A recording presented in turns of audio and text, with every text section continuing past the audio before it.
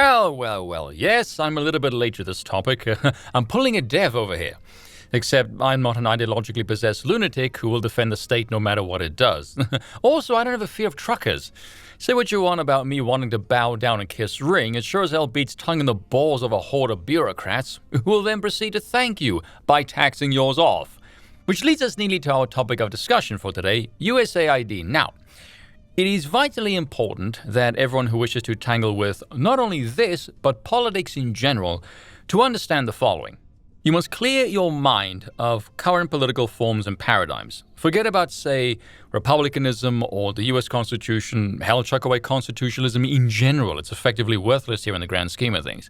The reason I say this is because focusing on these rigid sort of structures forces your thinking into a narrow bandwidth. And if you're operating alongside forces who don't adhere to the same modes of operation, you're always going to lag behind. The moment you start thinking, well, this is not how it's supposed to work, ask yourself, says who, and who's going to do anything about it? Politics is not about form, people, it's about power. And the two most basic cornerstones of all politics is friend-enemy distinction and patronage networks. Reward friends and punish enemies. Now, you can whine and moan about this all you want, grandstand to your heart's content, but it'll get you nowhere. This is political reality. We're talking about what is, not what ought to be. As Andrew Torba points out, say what you will about USAID, but what it demonstrates is that the left fundamentally understands something that the right does not. Patronage networks. The right leaves this crucial component of political systems of soft power to market forces, which mysteriously never seem to materialize in any real tangible way. We have been forced for the past decade to struggle and get by on helping out each other with what little resources we have at our disposal, while the left send every facet of its base billions of dollars. There's a lesson to be learned here. Brotherhood, they're coming in as well. They understand power. The side that wants to play fair will always be beaten by the side that will do whatever it takes to win. I want to repeat that. The side that wants to play fair will always be beaten by the side that will do whatever it takes to win. And Curtis Yarvin pointed this out as well over a year ago on Oren McIntyre's show. Basically, you want to win, don't care about issues, care about power. And, when you're basically caring about issues and you're just showing that you're not serious and your enemies only pretend to care about issues. All they care about is power. They'll take any issue that gives them power in any direction. They'll be globalists, one day and nationalists another day. They'll be the same at the same time. Every time you hear a liberal do a land acknowledgement, I don't know if they do these in Florida. We're an occupied Seminole land. They're endorsing the Nazi principle of blood and soil. And, what that basically tells you is that these people will say anything to win. Okay, you're not like that. You're not there to say anything to win. You're there to be the faction of truth, the side of honor and decency. You won't say anything to win. So if you want to say anything to win, you have to do anything to win. And you have to actually think about it as a game whose goal is not some dividend that you expect to win with power. No, you want power itself. Some excellent points there. We'll discuss some of them in a few moments. I was watching Matt Taibbi with Walter Kern a few days back on Racket News. Really good channel. I would recommend him. I'll link it down below. And Walter pointed out that DC is even worse than Hollywood, and it runs on two things: money printing and the dispersal thereof, and gossip. The main creators and peddlers of conspiracies are those within the Washington bubble, and many seem paranoid as all hell, thinking everyone around them is potentially a Fed. Probably because they are, but anyway. Now, the way America's economy works, I say works, it's a convoluted mess of a contraption, is said money printing. If your department of government isn't finding a way to keep the money printer cranked in sixth, you're essentially on the losing team. An academic agent had a good video on it called U.S. Debt, the Secret Strength of America. Do give that a look, and I'll link that one down as well. Now, I'm sure many of you are familiar with the concept of wartime spending and the colossal mountain of money that gets wasted because there's very little oversight. Well, if there is, no one trusts anyway. At least no one's sane, but I digress. Again, friend-enemy distinction, reward friends, and punish enemies. When it comes to USAID, think of the system's thinking heuristic. The purpose of a system is what it does. What USAID was ultimately utilized for was the means by which those of high positions in DC used to either grease those who are favorable to their interests wherever, or conjuring up a whole load of astroturfed nonsense to justify keeping the money printer burning. The whole woke phenomenon was basically just that, an entirely artificial creation of ideological excess that was used, I would imagine, primarily for money laundering purposes. Caroline Leavitt, the new White House press secretary, pointed out some of the ways that Musk at DOGE found out.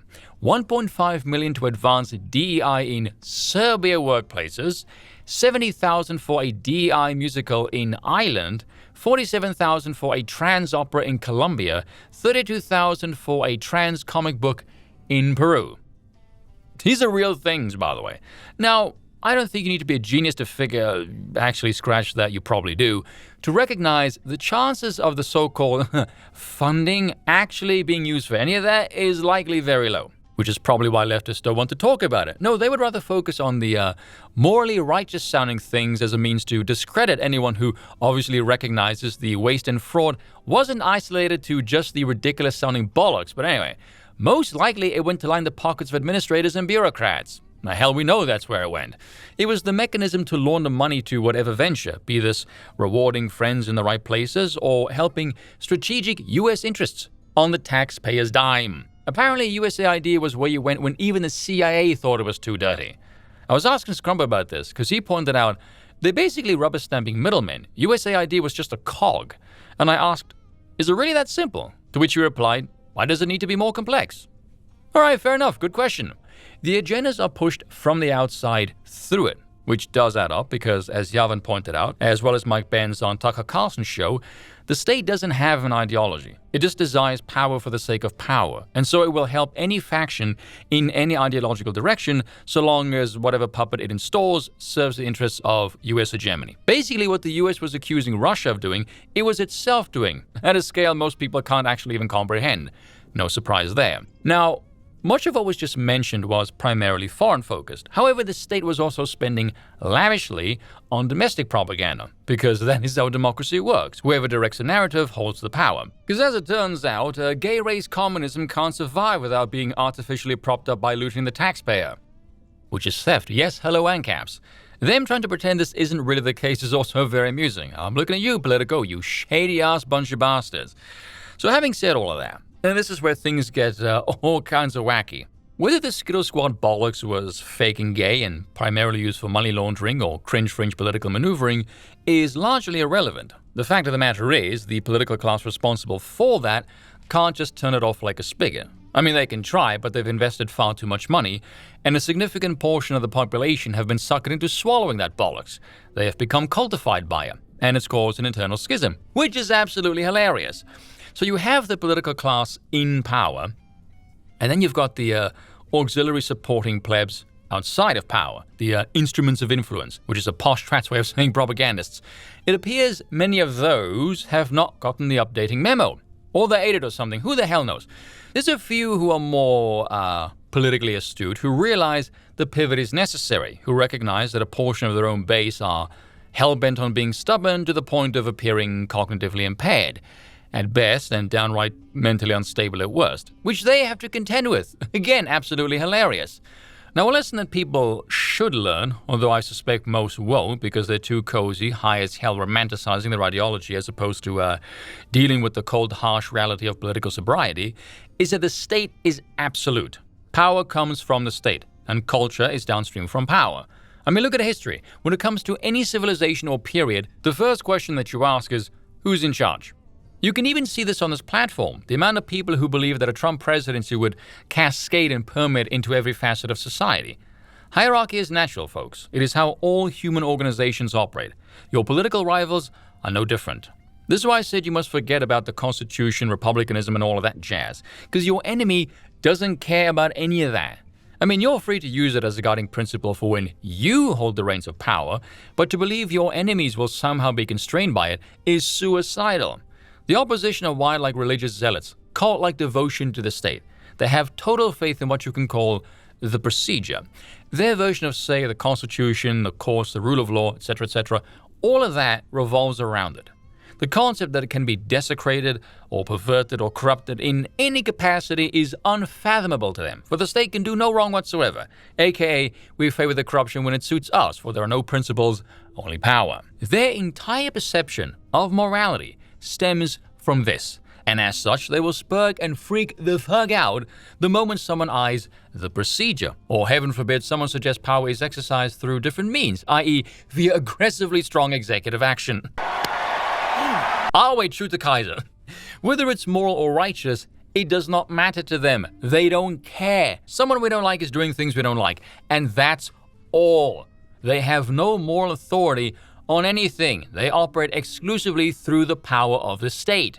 Your job is not to listen. Your job is not to learn or to have a dialogue. It is simply to enforce your ideology with a coke and a smile and two massive middle fingers. What they want, what they desire, their rights, any BSing attempts to appeal to your morality remains utterly irrelevant. They're gonna scream fascism like drunken banshees either way. And of course, some content creators have learned absolutely nothing from any of this and continue to double down. Think of them as disgruntled upper-class peasants who just had their currency more but flex it like it still has any kind of value. And there's no upper-class peasant more disgruntled than Kyle Kulinski, who has gone completely fucking insane. And I don't mean that hyperbolically, I mean the call the men with the butterfly nest and bring the straitjacket kind of insane. The man belongs in a mental asylum. Why he thinks he's fit to discuss any politics is beyond my comprehension. I don't know if it's because he's married into DNC money, he's being greased, he has a high sub count which has deluded him into thinking that he can just say off-the-wall crazy shit. The man is so up his own ass he thought Kamala Harris would take all 7 swing states, learn nothing, and then continues to double down. I mean, look at these thumbnails. MAGA fascism is here. MAGA concentration camps are here. Yeah, you're definitely not deranged and out of your fucking mind. I mean, slobber's one thing, but there's enough sugar-ass wank in these thumbnails to give all of the wildlife in the Serengeti diabetes. I can only watch him when Hard Bastard is doing the commentary, or else I will lose what little sanity I have left. He's turned into such a delusional, lemming-like drone, HB now has a checklist of which phrases he's going to say and how many times.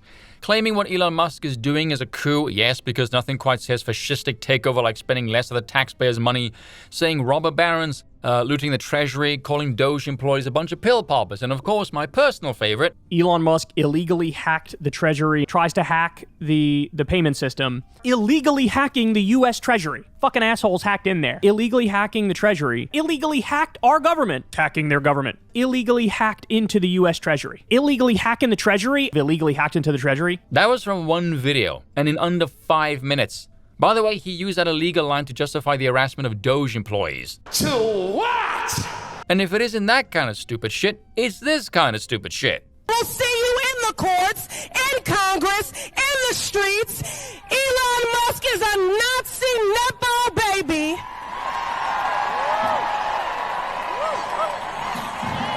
A godless, lawless billionaire who no one elected. Elon, this is the American people. This is not your trashy Cybertruck that you can just dismantle, pick apart, and sell the pieces of. Yeah, because that's who's gonna win you votes. A shrill, mic-peaking black bald woman who calls the opposition Nazi Nepo babies. Freaking brilliant. So no wonder he thought Kamala Harris was gonna win. The man has the political acumen of a cat's asshole. Or this stupid line, oh, no one elected you, Elon. Cabinet members are not elected, they're appointed, you bottle blonde dipshit. The same way the first administrator for USAID was appointed by Kennedy in '61 named Fowler Hamilton. Musk is under the authority of the executive branch. Cry more, you whinging gimp. Or, oh, Congress has the power of the purse. Congress has the power of the purse. Who gives a wank? Just because Congress can allocate money doesn't mean it's objectively good, righteous, or moral. It's just protocol. Screw Congress. Ground and pound through executive order as you see fit, Mr. President. I look forward to a never-ending harvest of liberal tears for the next 4 years. Cheers for watching it once again. I apologize for nothing.